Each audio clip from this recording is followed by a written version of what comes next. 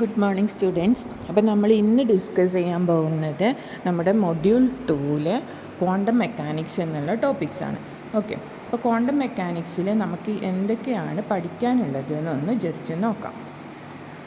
അപ്പോൾ അതിൽ ക്വാണ്ടം മെക്കാനിക്സിൽ നമുക്ക് പഠിക്കാനുള്ളത് ഫസ്റ്റ് ക്വാണ്ടം മെക്കാനിക്സിൻ്റെ ഇൻട്രൊഡക്ഷന്, then concept of uncertainty and conjugate observables. അതിന് ക്വാളിറ്റേറ്റീവ് മാത്രമാണ് നമുക്ക് പഠിക്കാനുള്ളത്. ദെൻ നമുക്ക് അൺസർട്ടനിറ്റി പ്രിൻസിപ്പിളും അതിൻ്റെ 2 അപ്ലിക്കേഷനും പഠിക്കാനുണ്ട്. അൺസർട്ടനിറ്റി പ്രിൻസിപ്പിൾ അതിൻ്റെ 2 അപ്ലിക്കേഷനാണ്. First one, absence of electrons inside the ന്യൂക്ലിയസിൽ എന്ത് കാണില്ല? ഇലക്ട്രോൺസ് കാണില്ല. That is non existence of electrons in nucleus. Then second അപ്ലിക്കേഷനാണ് നാച്ചുറൽ ലൈൻ ബ്രോഡനിങ്. ഇത് കഴിഞ്ഞാൽ നമുക്ക് പഠിക്കാനുള്ള ടോപ്പിക്സാണ് വേവ് ഫംഗ്ഷനും അതിൻ്റെ പ്രോപ്പർട്ടീസും.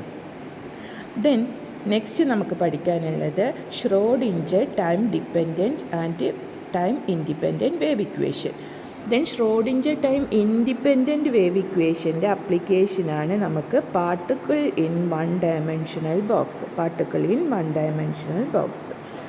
ഓക്കെ, ദെൻ ആ പാർട്ടിക്കിൾ ഇൻ വൺ ഡയമെൻഷണൽ ബോക്സിൽ നമ്മൾ എനർജിയുടെ ഐഗൻ വാല്യൂസും നോർമലൈസ്ഡ് വേവ് ഫംഗ്ഷനും കണ്ടുപിടിക്കണം. ഓക്കെ, അത് കഴിഞ്ഞാൽ ലാസ്റ്റ് ടോപ്പിക്കാണ് ക്വാണ്ടം മെക്കാനിക്കൽ ടണലിങ്ങിൻ്റെ ക്വാളിറ്റേറ്റീവ് ഐഡിയാസ് മാത്രമാണ് നമുക്ക് ചെയ്യാനുള്ളത്. അപ്പോൾ നമുക്ക് ഓരോ ടോപ്പിക്കായിട്ട് ഡിസ്കസ് ചെയ്യാം. അപ്പോൾ ഫസ്റ്റ് നമ്മൾ ഡിസ്കസ് ചെയ്യാൻ പോകുന്നത് ക്വാണ്ടം മെക്കാനിക്സ് എങ്ങനെയാണ് വന്നിട്ടുള്ളത്, എന്താണ് അതിൻ്റെ ഇൻട്രൊഡക്ഷൻ എന്നുള്ള ലെവലിലാണ് നമ്മൾ ജസ്റ്റ് പറഞ്ഞു തുടങ്ങുന്നത്. Okay,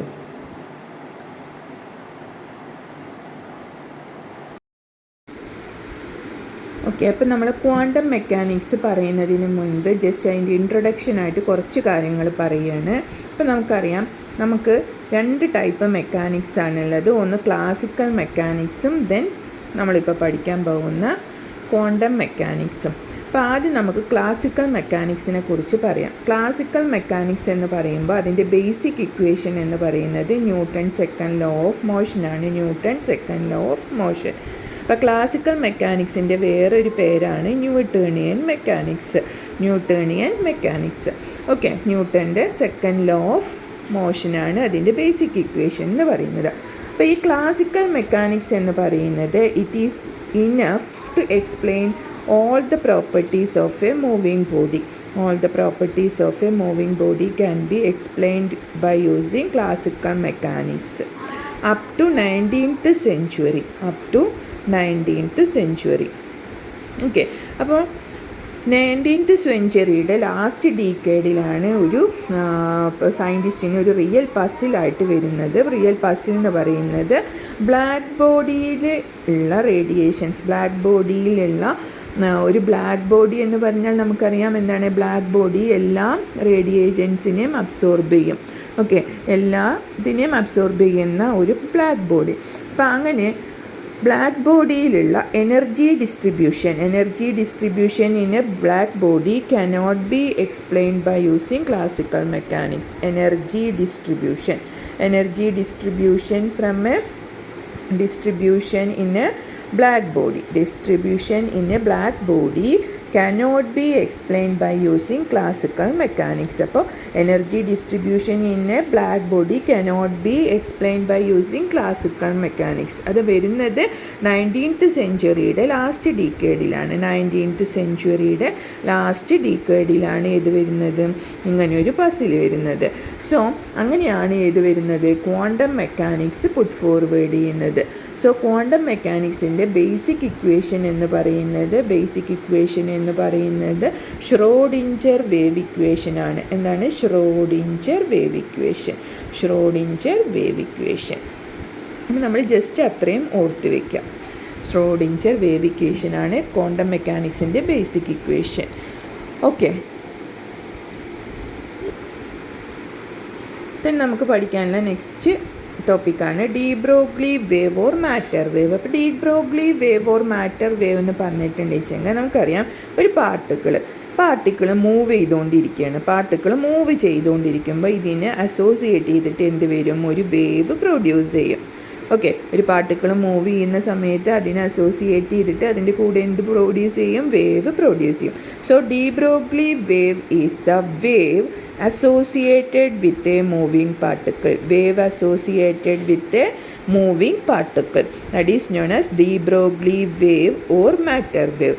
Wave associated with a moving particle, that is known as de Broglie wave or matter wave. Okay, then de Broglie wavelength lambda എന്നാണ് നമ്മൾ റെപ്രസെൻ്റ് ചെയ്യുന്നത്. de Broglie wavelength lambda is the de Broglie wavelength lambda is the ratio of the Planck's constant to the momentum of the body. Okay, lambda is equal to h by p. Lambda is equal to h by p.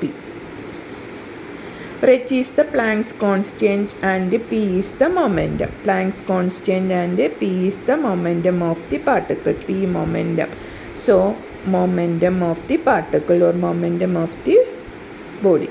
Then p can be, p is equal to നമുക്കറിയാം mass into velocity ആണ്, mass into velocity. അപ്പോൾ de Broglie wavelength lambda is equal to H by P. It is the ratio of the Planck's constant to the momentum of the particle. Okay, that is lambda is equal to H by P. ഇത്രയും ഓർത്ത് വയ്ക്കുക. Then matter wave or de Broglie wavelength, de Broglie wave നമ്മൾ പറഞ്ഞു. ഇനി നമ്മൾ പറയുന്നത് wave packet. Just ഒന്ന് wave packet എന്താണെന്നും കൂടി ജസ്റ്റ് നമുക്കൊരു ഡെഫിനേഷൻ പറഞ്ഞിട്ട് ഹൈസൻബർഗ് അൺസർട്ടനിറ്റി പ്രിൻസിപ്പിളിൽ കണ്ടിന്യൂ ചെയ്യാം. ഓക്കെ, അപ്പോൾ വേവ് പാക്കറ്റ്.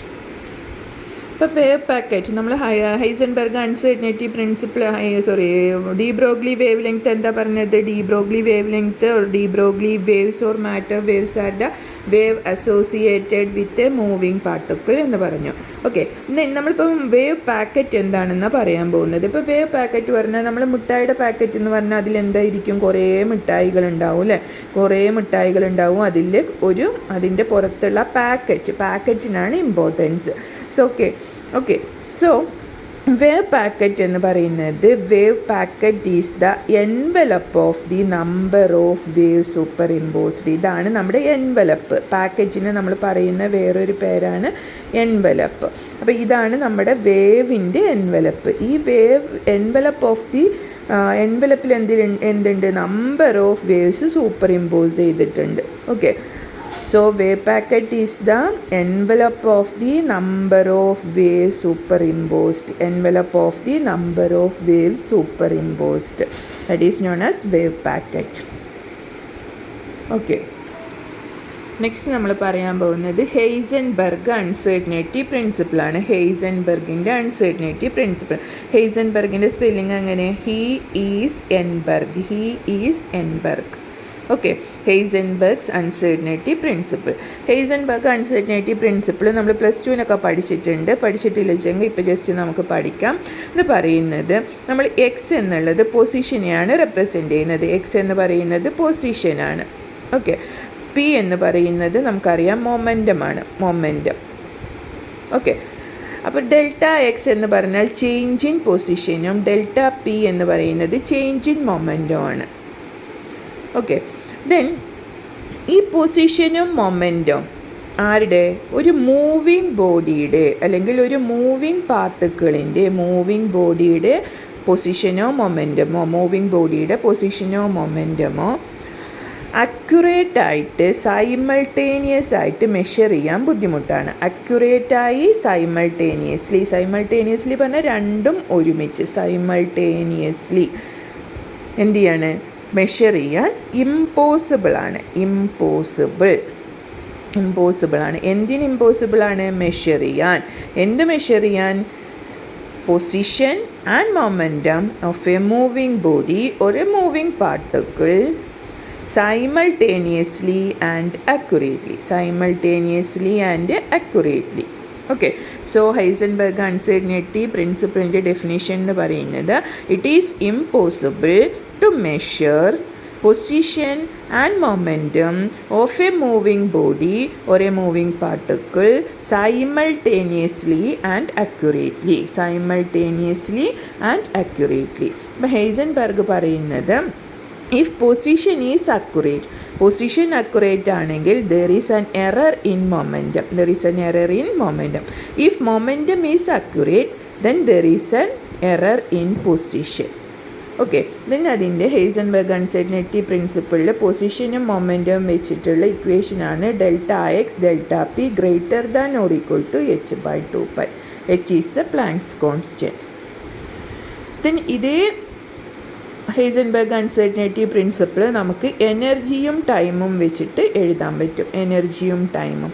ഓക്കെ, അപ്പോൾ എനർജി ആൻഡ് ടൈം എന്ന് പറയുമ്പോൾ it is impossible to measure energy and time of a moving particle simultaneously and accurately. Then the equation എന്ന് പറയുന്നത് delta E delta T greater than or equal to h/2π. എന്നാണ് ഹെയ്സൻബർഗിൻ്റെ uncertainty principle. അതായത് if energy accurate ആണെങ്കിൽ error in time ഉണ്ടായിരിക്കും. Then time accurate ആണെങ്കിൽ എനർജിയിൽ എന്ത് വരും? അൺസർട്ടനിറ്റി വരും, എറർ വരും. ഓക്കെ, ഇനി നമ്മൾ ക്വാണ്ടം മെക്കാനിക്കൽ ഒബ്സർവബിൾസ് എന്താണെന്നും കൂടി ഇതിൻ്റെ കൂട്ടത്തിൽ പറയുകയാണ്. ക്വാണ്ടം മെക്കാനിക്കൽ ഒബ്സർവബിൾസ് എന്ന് പറഞ്ഞിട്ടുണ്ട് വെച്ചെങ്കിൽ ഹെയ്സൻബർഗ് അൺസർട്ടനിറ്റി പ്രിൻസിപ്പിൾ വെച്ചിട്ട് നമുക്ക് പറഞ്ഞു പൊസിഷനും മൊമെൻറ്റും എന്തായിട്ട് സൈമൾട്ടേനിയസ് ആയിട്ട് അക്യുറേറ്റ് ആയിട്ട് മെഷർ ചെയ്യാൻ പറ്റില്ല എന്ന് ഒരു മൂവിങ് ബോഡിയുടെ. ഓക്കെ, അപ്പം ഇവിടെ പൊസിഷനും മൊമെൻറ്റും സൈമൾട്ടേനിയസ് ആയിട്ട് മെഷർ ചെയ്യാൻ പറ്റാത്ത ഈ ക്വാണ്ടിറ്റീസിനെ പറയുന്ന പേരാണ് ക്വാണ്ടം മെക്കാനിക്കൽ ഒബ്സർവബിൾ. സോ ഇതേപോലെ ക്വാണ്ടം മെക്കാനിക്കൽ ഒബ്സർവബിൾസ് ആണ് എനർജിയും ടൈമും.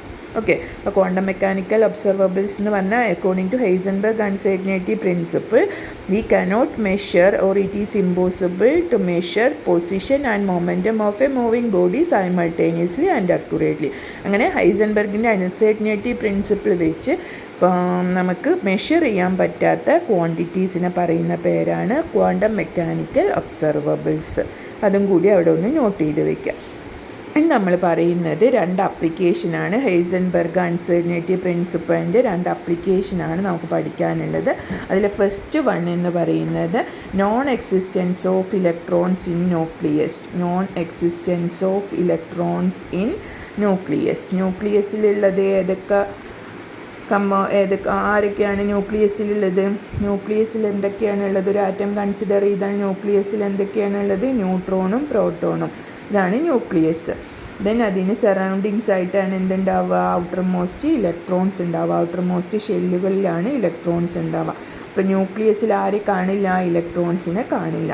സോ നമ്മുടെ ഹെയ്സൻബർഗ് അൺസർട്ടനിറ്റി പ്രിൻസിപ്പിളിൽ നമ്മൾ യൂസ് ചെയ്യുന്നത് non existence of electrons in ന്യൂക്ലിയസിന് വേണ്ടി നമ്മൾ യൂസ് ചെയ്യുന്ന equation delta X delta P greater than or equal to h/2π എന്ന്.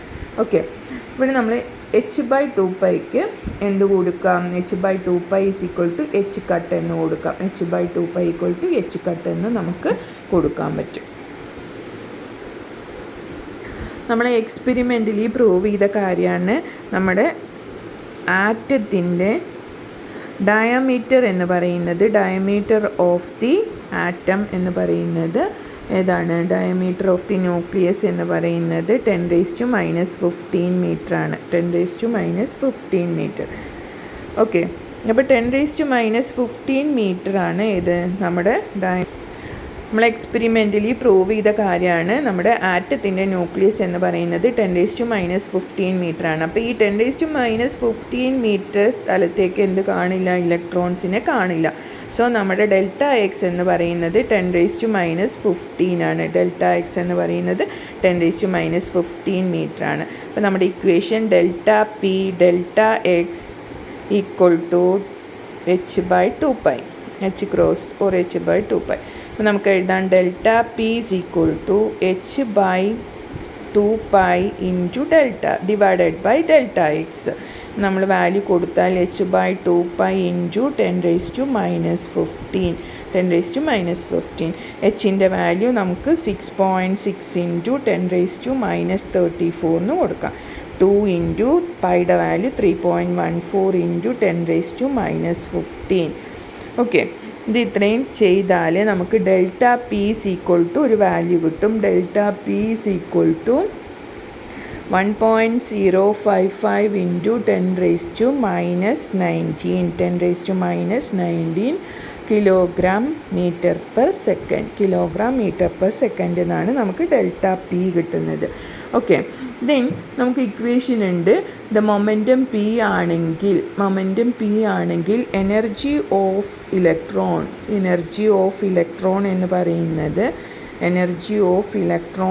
എന്ന് പറയുന്നത് is equal to P into C ആണ്. Is equal to P into C. P എന്ന് പറയുന്നത് momentum, C is the velocity of light. C എന്ന് പറയുന്നത് C equal to 3 into 10⁸ metre per second ആണ്. നമുക്ക് എനർജി കിട്ടും. ഈസ് ഈക്വൽ ടു നമുക്ക് കിട്ടുന്ന വാല്യൂ എന്താണ്? ഈസ് ഈക്വൽ ടു പി എന്ന് പറയുന്നത് നമുക്കിവിടെ കിട്ടിയിട്ടുണ്ട്. എത്ര value? 1.055 into 10⁻⁻19 into 3 into 10⁸ metre per second. Okay, ഇത് ചെയ്താൽ നമുക്ക് കിട്ടുന്ന വാല്യൂ 3.165 ഇൻറ്റു 10⁻11 ജൂളാണ്. 10⁻11 ജൂൾ.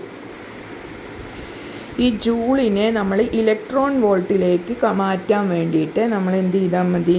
ഈ കിട്ടിയ വാല്യൂവിനെ ചാർജ് ഓഫ് ഇലക്ട്രോൺ കൊണ്ട് ഡിവൈഡ് ചെയ്യാണ്. 3.165 into 10⁻11 divided by charge of electron എത്രയാണ്? 1.6 ഇൻറ്റു 10⁻19. ഇപ്പോൾ ജൂളിനെ ഇലക്ട്രോൺ വോൾട്ടിലേക്ക് കൺവേർട്ട് ചെയ്യാൻ വേണ്ടിയിട്ട് നമുക്ക് കിട്ടിയ ജൂളിലത്തെ വാല്യൂവിനെ 1.6 ഇൻറ്റു 10⁻19, അതായത് ചാർജ് ഓഫ് ഇലക്ട്രോൺ കൊണ്ട് ഡിവൈഡ് ചെയ്യാം. അപ്പോൾ നമുക്ക് കിട്ടുന്ന വാല്യൂ ഏകദേശം 198 MeV എന്ന് കിട്ടും. Mega electron volt into that is 198 into 10⁻6 electron volt എന്ന് കിട്ടും. ഓക്കെ, നമുക്ക് കിട്ടിയ എനർജി എന്ന് പറയുന്നത്, ഇപ്പോൾ നമുക്ക് ഇലക്ട്രോൺ നമ്മുടെ ന്യൂക്ലിയസിൽ നിൽക്കണമെങ്കിൽ ഇത്രയും എനർജി കിട്ടിയാൽ മാത്രമാണ് ന്യൂക്ലിയസിൽ ആര് നിൽക്കുള്ളൂ? നമ്മുടെ ഇലക്ട്രോൺസിന് നിൽക്കാൻ പറ്റുള്ളൂ. പക്ഷേ ബൈ എക്സ്പെരിമെൻറ്റ്, ഇപ്പോൾ ബീറ്റ ഡിക്കയുടെ ഒക്കെ എക്സ്പെരിമെൻറ്റ് വെച്ചിട്ട് ഇലക്ട്രോൺസിൻ്റെ എനർജി എനർജി ഓഫ് ഇലക്ട്രോൺ എന്ന് പറയുന്നത് ഓൺലി a few MeV ആണ്. എന്ന് പറഞ്ഞാൽ കുറച്ച് മെഗാ ഇലക്ട്രോൺ വോൾട്ടാണ്. പക്ഷെ നമുക്ക് എത്ര കിട്ടണം? 198 MeV കിട്ടിയാൽ മാത്രമാണ് എന്ത് നിൽക്കുള്ളൂ? ഇലക്ട്രോൺസിന് ന്യൂക്ലിയസിൻ്റെ ഉള്ളിൽ നിൽക്കാൻ പറ്റുള്ളൂ. അപ്പോൾ ശരിക്കും ബൈ എക്സ്പെരിമെൻറ്റ് ഇലക്ട്രോൺസിൻ്റെ എനർജി എത്ര മാത്രമാണ്? a few MeV മാത്രമാണ്. Okay, so we cannot expect we